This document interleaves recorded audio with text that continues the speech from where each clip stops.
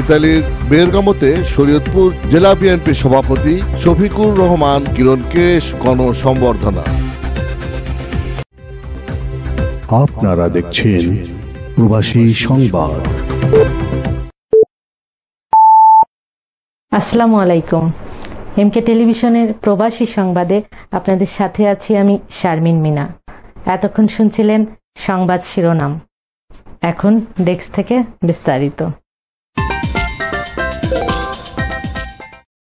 শরীয়তপুর জেলার বিএনপি সভাপতি, সাবেক সংসদ সদস্য ও বিএনপির নির্বাহী কমিটির সদস্য শফিক রহমান কিরণকে গণসংবর্ধনা প্রদান করেন ইতালিস্থ শরীয়তপুর জেলা বিএনপি ও বেরগামো বিএনপি।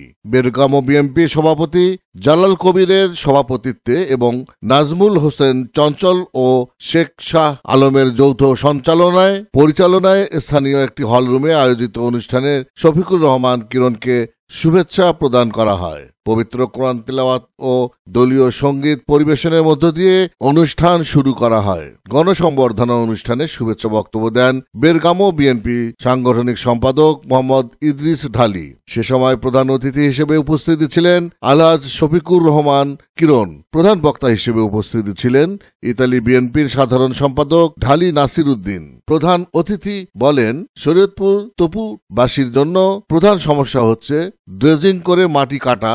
এই ড্রেজারের কারণে নদীর পাড়ের মানুষ ঘরবাড়ি হুমকির মুখে পড়েছে এবং অনেক বাড়িঘর নদীতে বিলীন হয়ে গেছে। বিশেষ অতিথি হিসেবে উপস্থিত হয়ে বক্তব্য দেন ইতালির বিএনপির সিনিয়র সহ সভাপতি হালিম খান, ভেনিস বিএনপির সভাপতি আব্দুল আজিজ সেলিম, ইতালি যুবদল সভাপতি জাকির হোসেন গনি, ইতালি বিএনপি সহ সাংগঠনিক সম্পাদক ও বেরগামো বিএনপির 1 নম্বর সদস্য হোসাইন মনির। এছাড়াও উপস্থিত ছিলেন চুন্নু মেধা, সুলাইমান মৃধা, জেনেভা যুবদলের সভাপতি সজীব শিকদার ও জেনেভা বিএনপির সবুজ ঢালি। বিশেষ বক্তা হিসেবে উপস্থিত ছিলেন কাজী গোলাম রসুল, সিনিয়র সহ সভাপতি বেরগামো বিএনপির সৈয়দ শওকত আলী মিন্টু, সহ সভাপতি বেরগামো বিএনপি কাজী জাকির হোসেন, সিনিয়র যুগ্ম সাধারণ সম্পাদক বেরগামো বিএনপি।